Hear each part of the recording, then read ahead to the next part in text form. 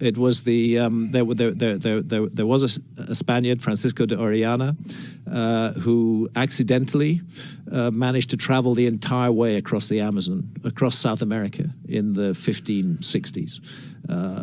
I say accidentally because he was with 20 other guys. They were in a boat and they were going hunting. But they put the boat on the Amazon River, and the Amazon River wouldn't let them come back. It carried them, kept on carrying them west and west and west.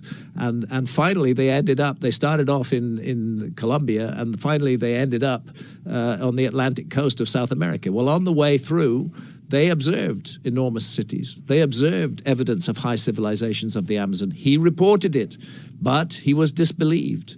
It was thought that he was making it up, and it's these new LiDAR surveys that have confirmed that he was absolutely correct. And God knows what else might be found in the Amazon if the work were actually done. So those initial explorers carried diseases? And they carried diseases. This is the thing. Orellana encountered thriving, highly populated areas. 100 years later, all gone, completely gone. Not because of muskets and swords, but because of smallpox, primarily because of smallpox and other diseases that were imported from Europe that the indigenous inhabitants did not have resistance to. Just completely decimated those civilizations, almost wiped them completely from human memory. There's no doubt that that biological weapon is the reason for the conquest of the Americas, that it was the diseases that were brought in. And in some cases, those diseases were deliberately spread, but in other cases, it was just an accident of contact. And that's the exact same thing that happened in North America. And that's the exact same thing that happened in North America, too. That's how it became so easy for Europeans to conquer, because of the diseases they brought with them. And it is, I call it the earliest known example of a biological weapon that we're seeing in the story of the Americas. And so much was wiped out, so much memory was wiped out.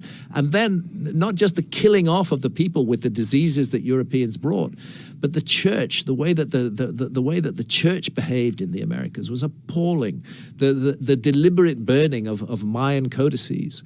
In one bonfire, 5,000 Mayan books were heaped up and burnt by some idiot priest.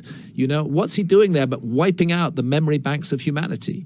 What would we have found in those manuscripts if we'd been able to find them today, if they hadn't been burnt by some religious fanatic who was convinced that his ideas were the only right ideas and everybody else was wrong? Christianity is responsible for a great deal of harm in this world, and it's time Christians sucked it up and got to grips with that instead of regarding themselves as paragons of virtue, because Christianity has done horrific things down through the ages. Hopefully it's learned from its experiences. Hopefully. That doesn't seem very likely. But it's been an instrument, It's been an instrument of destruction of human memory. Yes. Those who were destroying that human memory, no doubt they fervently believed that they were right. But their belief that they were right doesn't mean they were right. They were wrong. They've deprived us of huge libraries of knowledge which would otherwise be available to us. That's why I call us a species with amnesia, that we have forgotten so much about our own past. And we're in that kind of amnesiac state where we just have a feeling that something's wrong, but we don't quite know what it is. It's one of the more fascinating aspects of being a person today is that we have so much access to information, and that we can find out about these things now that, if you tried to bring these ideas forth in the 1970s, they'd be easily dismissed. Yeah.